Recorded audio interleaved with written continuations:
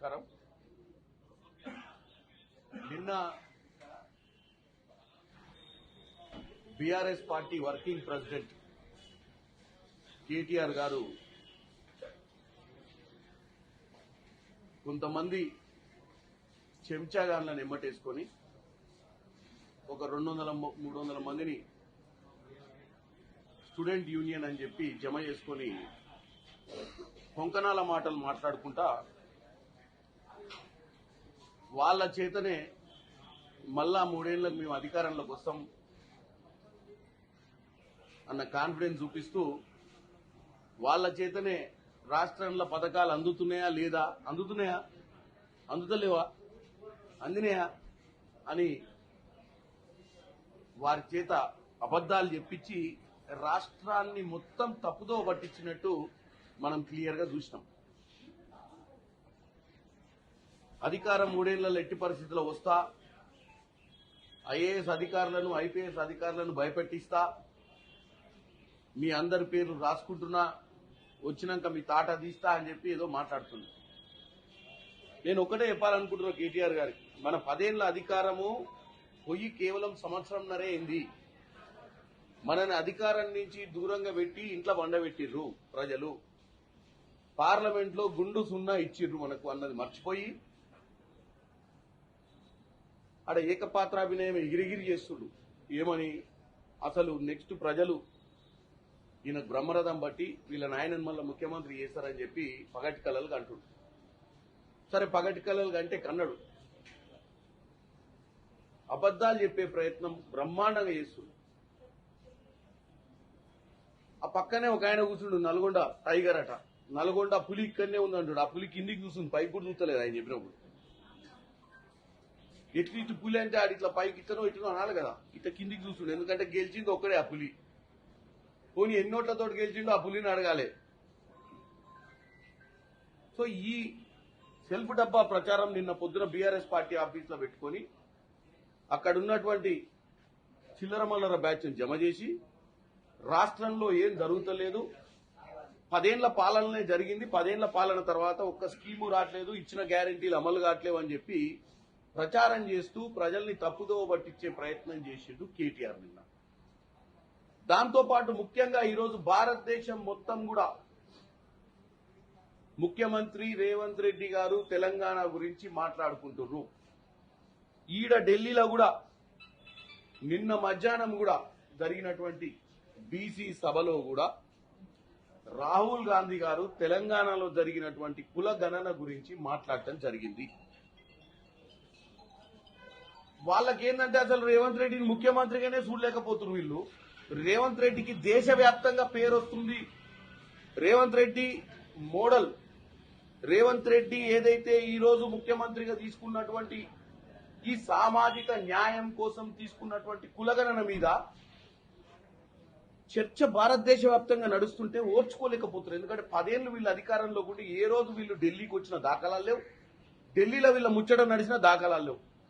తెలంగాణ వచ్చిన తర్వాత 10 ఏళ్లు ఢిల్లీకి దూరంగా నిధులు రాకుండా, నిధుల కోసం ప్రయత్నం చేయకుండా ఒక నియంత పాలన ఫామ్ హౌస్ లో వండుకొని, ప్రగతి లేని ప్రగతి భవన్ లో వండుకొని, ఎక్కడ లేని సెక్రటేరియట్ లేని పాలన అందించినటువంటి ఈ దరిద్రులు ఈ రోజు ముఖ్యమంత్రి రేవంత్ రెడ్డి గారి ప్రగతిని, ముఖ్యమంత్రి రేవంత్ రెడ్డి గారి పేరును, ముఖ్యమంత్రి రేవంత్ రెడ్డి గారు తీసుకుంటున్నటువంటి డేరింగ్ స్టెప్స్ ఏదైతే సామాజిక న్యాయంలో ఈ రోజు పేరు ప్రఖ్యాతులు వస్తున్నాయో వాటిని చూసి ఓర్వలేక పొద్దున సాయంత్రం మధ్యాహ్నం 3 పూటల ప్రెస్ మీట్లు పెట్టి రోజుకు ఒక కొత్త ఎపిసోడ్ తీసుకొచ్చి మొన్నటిదాకా అంతకుముందు హెచ్సియులో విలని చేద్దామని చూసిర్రు. వీళ్ళే ఆర్టిఫిషియల్ ఇంటెలిజెన్స్ ద్వారా కొన్ని బొమ్మలు తయారు చేయించి ఏనుగులు, పులులు, సింహాలు హైదరాబాద్ నడిబొడ్డులు తిరుగుతున్నట్టు చూపిస్తే 2 రోజుల తర్వాత అందరికి అర్థమై అవ్వ అన్నాక అది బంద్ చేసి, ఎక్కడనో ఆంధ్రప్రదేశ్ లో గోదావరి మీద పోలవరం బనకచెర్ల ఎక్స్టెన్షన్ గురించి ముఖ్యమంత్రి చంద్రబాబు నాయుడు వచ్చి ఇక్కడ జలశక్తి మంత్రిని కలిసి అనగా అదో చూసినా అయిపోయింది అన్నారు. అది కూడా తేట తెల్లమైపోయింది. మన జలశక్తి మంత్రిత్వ శాఖలో జరిగిన మీటింగ్ లో బనకచెర్ల సమస్య లేదన్నాక దాన్ని పక్కన పెట్టారు. అంటే వీళ్ళ ఎపిసోడ్ 1, ఎపిసోడ్ 2, ఎపిసోడ్ 3 రోజు ఏదో విధంగా ఉన్న రేవంత్ రెడ్డి గారి పరిపాలనను కాంగ్రెస్ ని తెలంగాణ ప్రజల మదిలో మనసులో విషబీజాలు నాటాలన్న ప్రయత్నం బ్రహ్మాండంగా చేసి ఫెయిల్ అవుతుంది. నిన్న ఈ మహానుభావుడు వచ్చి రేవంత్ రెడ్డి గారు మొన్న మాట్లాడుతుంటే ఓ వింత విషయం, రేవంత్ రెడ్డి గారికి ఉత్తరం వచ్చింది. ఆ ఉత్తరంలో ఏముందని నీకేట తెలుసురా నాయన? నువ్వేమన్నా మధ్యరాత్రి పండుకొని కలలు కన్నావా? ఉత్తరం చదివినావా రాత్రి పండుకొని? సోనియా గాంధీ గారు రేవంత్ రెడ్డి గారికి you have done excellent job in regard to social engineering making caste census in Telangana as the first state post independence in a meticulous way అని ఆమె రాసి అభినందించిన ఉత్తరం అది. ఇక ఎట్లా నోరుంది కదా, తెలుగు బాగా మాట్లాడతా కదా అని చెప్పి ఆ ఉత్తరం కూడా నువ్వే చదివి నీకు ఆస్కార్ అవార్డు వచ్చినట్టు ఫీల్ అవుతున్నావు. ఆమె రాసింది నేను రావట్లేదు సభకని రాసింది అని చెప్పి అట్లా ఒక మాట వదిలేస్తే తెలంగాణ ప్రజలు కొద్దిగా ఒక గంట సేపు మాట్లాడుకుంటారు అని చెప్పి పిచ్చి ఆలోచన నీకు తప్ప. ఆమె ఏం లెటర్ రాసిందో మరి నువ్వు చూపు చదివి నువ్వే చదివి వినిపించేది ఉంటుంది అంత మోగో నువ్వైతే. ఏదో మాట్లాడాలన్న తాపత్రయం తప్ప కేటీఆర్ కి రేవంత్ రెడ్డిని ఎట్టి పరిస్థితుల్లో నెగిటివ్ చేయాలి, రేవంత్ రెడ్డిని జరుగుతున్న ప్రచారాన్ని తిప్పికొట్టాలని పొద్దున రాత్రి మధ్యాహ్నం నువ్వు మీ బావ మీ కుటుంబ సభ్యులు చేసేటువంటి ప్రయత్నం విఫలం కావడము మీరు తట్టుకోలేకపోతున్నారు. ఇవాళ రేవంత్ రెడ్డి గారు ఇచ్చే గ్యారంటీలు సోషల్ వెల్ఫేర్ స్కీమ్స్ కానీ ఇవాళ జరిగినటువంటి కులగణన కానీ ఇవన్నీ కూడా భారతదేశంలో చర్చలకు వస్తున్నాయి. ఇవాళ ఏ ఊర్లో పోయినా నలుగురు నేసుకొని కూర్చొని ఆడ డ్రామా చేస్తున్నావు. ఏ ఊర్లో పోయినా ఈ రోజు ఏం కనపడతాయంటే ఇంద్రమ్మ ఇల్లులు కట్టేటి కనపడతాయి, సన్నబియ్యం తినేది కనపడుతుంది, బస్సుల మహిళలు పోయేది కనపడుతుంది ఉచితంగా. మరి ఈ రేషన్ కార్డు కొత్త రేషన్ కార్డులు ఇస్తున్నటువంటి ప్రయత్నం కనపడుతుంది. మరి ఇవన్నీ కూడా ప్రజా సంక్షేమానికి సంబంధించినవి కాదా కేటీఆర్? ఏం కాలేదు, మా 10 ఏళ్ల తర్వాత ఏం కాలేదు, ఇక 3 ఏళ్ల తర్వాత వస్తాం మళ్ళీ పీక్తామంటారు. ఏం పీకినావు నువ్వు? 8 లక్షల కోట్ల అప్పు. నువ్వు మళ్ళా కాళేశ్వరం గురించి గొప్పగా చెప్పి ఇలా కాళేశ్వరం వల్లనే భారతదేశంలో అత్యధిక దిగుబడి వచ్చిందని, నీకంటే ఎక్కువ దిగుబడి మొన్న మా సివిల్ సప్లైస్ డిక్లేర్ చేసింది. మీకంటే ఎంత ఎక్కువ వచ్చిందో ఈరోజు వరి ధాన్యం ఎంత కొనుగోలు చేసినావు. ఎప్పుడు నువ్వు చెప్పడం నీ ధర్మం అనుకొని చెప్తున్నావు తప్ప వాస్తవాలు అవాస్తవాల మధ్యన నీకు వ్యత్యాసం తెలుస్తలేదు. మేము నోటిఫికేషన్లు ఇచ్చినాం, నువ్వు ఉద్యోగాలు ఇచ్చినావు అంటావు. నువ్వు నోటిఫికేషన్లు ఇస్తే మళ్ళీ మాట మా అప్పుడు కోర్టులో కేసు వేసిరంటావు. నీ కోర్టులు కేసులు వేస్తే కూడా కేసులు ఎందుకు వేస్తున్నారు, ఆ కేసులను ఎట్లా అధిగమించాలన్న ఒక ఆలోచన లేని ప్రభుత్వాన్ని నడిపినావు నువ్వు. ఇవాళ కాంగ్రెస్ ప్రభుత్వం వచ్చినాక ఉద్యోగాలు వచ్చినాయి తప్ప నీ హయాంలో డిఎస్సి గాని గ్రూప్ 1, గ్రూప్ 2, గ్రూప్ 3, గ్రూప్ 4 పరీక్షలు పెట్టిన దాఖలాలే లేవు. సంవత్సరానికి 2 లక్షల ఉద్యోగాలు ఇస్తానని 2014 మేనిఫెస్టోలో పెట్టావు. ఇంటికో ఉద్యోగం, దళితులకు 3 ఎకరాలు, డబుల్ బెడ్రూము, ఇట్లా చెప్పుకుంటే పోతే 2014 నుంచి 2014 2 మేనిఫెస్టోలు ఒక దగ్గర క్రోడీకరిస్తే 70 పైచిలకు హామీలు మీరు నెరవేర్చలేదు. సిగ్గుశరం లేకుండా నీ పార్టీ ఆఫీసులో మీటింగ్ పెట్టి నలుగురు చెంచాగాళ్లతోటి సప్పట్లు కొట్టించుకుని నీ అంతలో నువ్వు పోజులు కొట్టుకుంటే ఎవరికి లాభము? అంటే దాన్ని తెలంగాణ ప్రజలు చూసి నువ్వు పోయి మళ్ళీ మధ్యాహ్నం ఇంత బువ్వ తిని పండుకుంటే మళ్ళీ కళలో నువ్వు ముఖ్యమంత్రి అయినట్టు లేకపోతే మీ నాయన ముఖ్యమంత్రి అయినట్టు కళలు కన్నా సరిపోద్దా? మన 10 ఏళ్ల పాలన, ఈ సంవత్సరన్నర పాలన గురించి మాట్లాడుకోవాల్సిన అవసరం ఉంది కదా. ఏం చేసినామని మేము డిబేట్ చేద్దామంటున్నాం కదా.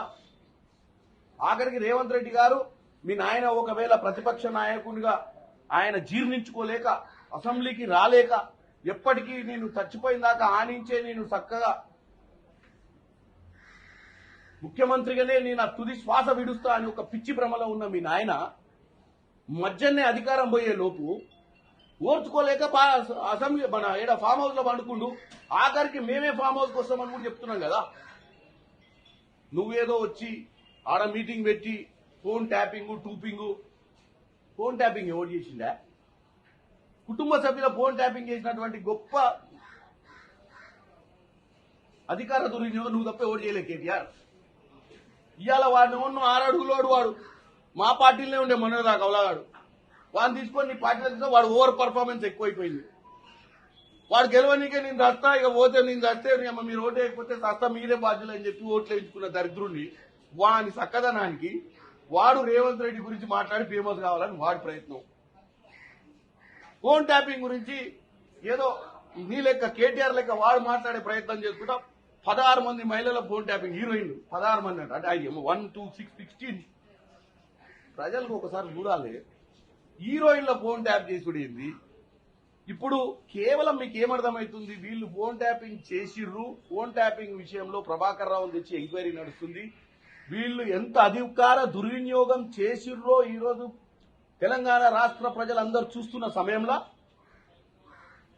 అట్లాంటి చిల్లర మల్లర గ్యాంగ్ లో నలుగురు ఎవరు ఆ కౌశిక్ రెడ్డి ఇంకో నలుగురు 5 వేసుకొని ఆ గాదార్ కిషోర్ వీళ్ళందరూ వేసుకొని వీళ్ళ పీలర్స్ వదిలిపెట్టి ఒక ఆయన మాట్లాడతారు. తర్వాత ఈయన పోయి ఆ రేవంత్ రెడ్డిని తిట్టులు పోరు అని చెప్తే వీళ్ళు చెడాబడా తిట్టి ఎవరికి వాడు ఫేమస్ అవుదామని. ఏం గారు మీరు ఫేమస్? మీరు కేవలం రేవంత్ రెడ్డి గారిని దూషించడం వల్ల మీకు మీ పార్టీకి ఏమైనా లాభం జరుగుద్ది అన్న పిచ్చి ఆలోచనలు ఉంటే అది మైండ్లకే తీసేయండి. ప్రజలు న్యాయ నిర్ణేతలు. ఇంకా 3.5 సంవత్సరాలు ఈ రాష్ట్రంలో కాంగ్రెస్ పార్టీ అధికారంలో ఉండబోతుంది.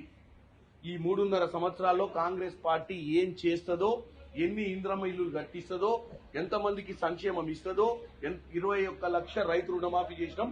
ఎక్కడూరు 25,500 మంది రైతులు మీకు తెలియదు, మాకు తెలిసి ఏడుగురు వాళ్ళు. వాళ్ళ ఆశీర్వాదం మాకుంటది. ఇవాళ 3,500 ఇల్లు మొదటి ఫేజ్ లో ఇంద్రం ఇల్లులు ఇస్తున్నాం, ఇంకా కూడా ఇస్తాం.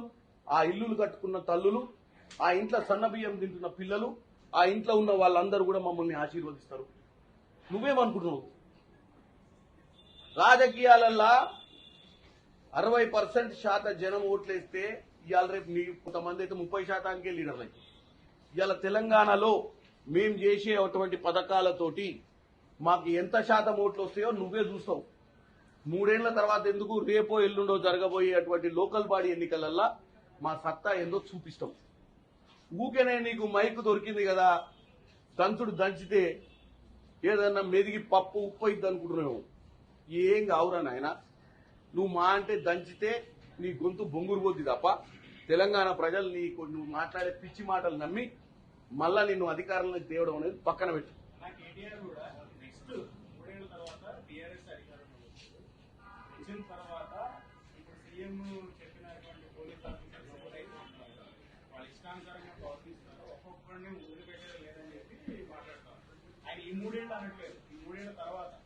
నేను ఒకటే చెప్తున్నా, ఈరోజు ఈ రాష్ట్ర ప్రభుత్వానికి వాళ్ళ మాదిరిగా కక్ష సాధింపులు చేయాలనో, అధికార దుర్వినియోగం ప్రభాకర్ రావు లాంటి అధికారులను వాడుకొని అధికార దుర్వినియోగం చేయాలనో మాకు ఆలోచన లేదు.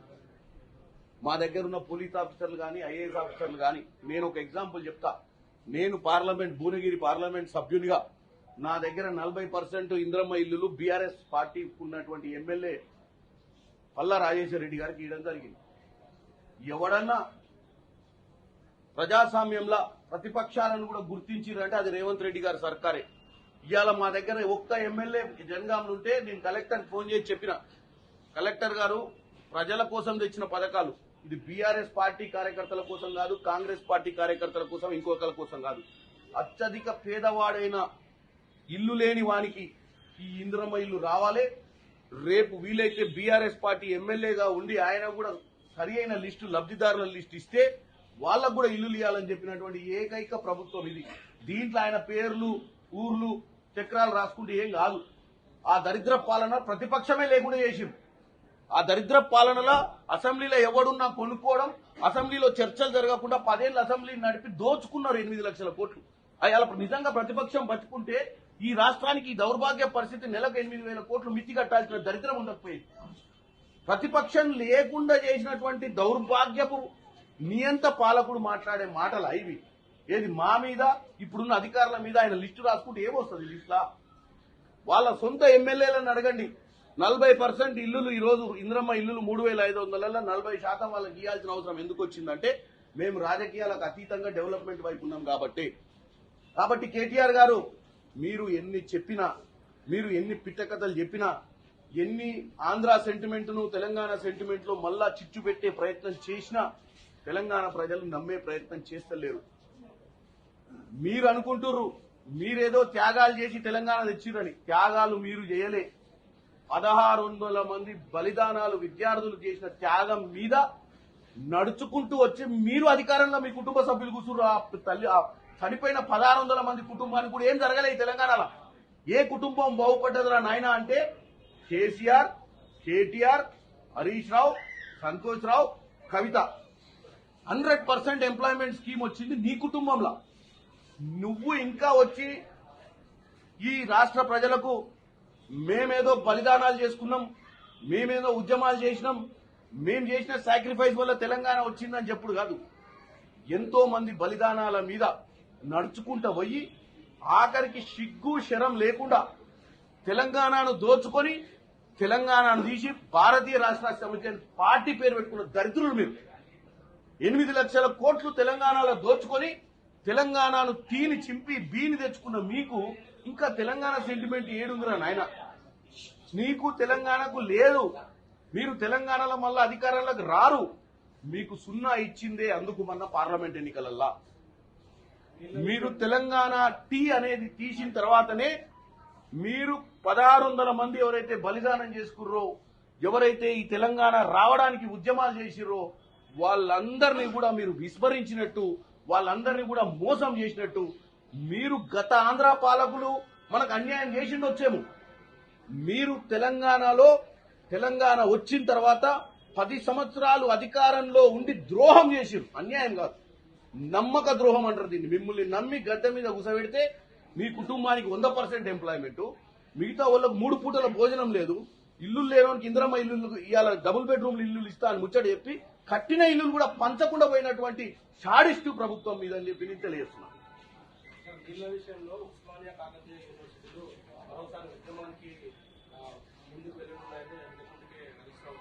నేను ఒక్కటే చెప్తున్నా, తెలంగాణ ప్రజలకు మళ్ళీ ఈ ద్రోహులు ఒక సెంటిమెంట్ రాకే ప్రయత్నం చేస్తున్నారు. గతంలో ఉద్యమ సమయంలో ఏదైతే సక్సెస్ పాలసీ ఉందో దాన్ని మళ్ళీ తీసుకొచ్చి విద్యార్థులను ఏకం చేసి ఈ గోదావరి కృష్ణా జలాల మీద డిస్కషన్ పెడుతున్నారు. మేము కూడా దీన్ని మా స్పోక్స్ పర్సన్స్, మా ఎమ్మెల్యేలు, మాకున్నటువంటి కాంగ్రెస్ కార్యకర్తలు, కాంగ్రెస్ లో ఉన్నటువంటి పిసిసి లో ఉన్నటువంటి కార్యవర్గ సభ్యులందరికీ కూడా ఒకటే విన్నపం చేసుకుంటున్నాం. అసలు బనకచెర్ల అనే సబ్జెక్టు లేదు. Central government press note release చేసింది మొన్న జరిగినటువంటి ఢిల్లీలో జరిగినటువంటి ఈ యొక్క మీటింగ్ గురించి. ఈ మీటింగ్ లో 4 అంశాలు నడిచినాయి. ఈ మీటింగ్ లో మేము ఈరోజు ఫైట్ చేసేది ఈ రాష్ట్రంలో ఉన్నటువంటి నికర జలాలు ఏదైతే తెలంగాణ ప్రజలు అర్థం చేసుకోవాలి. రాష్ట్రంలో ఉన్నటువంటి నికర జలాలు ఈ రోజు ఉమ్మడి ఆంధ్రప్రదేశ్ లో ఉన్నప్పుడు మనకిచ్చినటువంటి హక్కు, నీళ్ల హక్కులు 968 టీఎంసీలు గోదావరి జలాలు, 299 టీఎంసీలు కృష్ణా జలాలు. వీటి మీద ప్రాజెక్టులు కట్టుకునే ప్రయత్నం చేస్తే 90%, 70% మనము ఫస్ట్ సక్సెస్ అయినట్టు.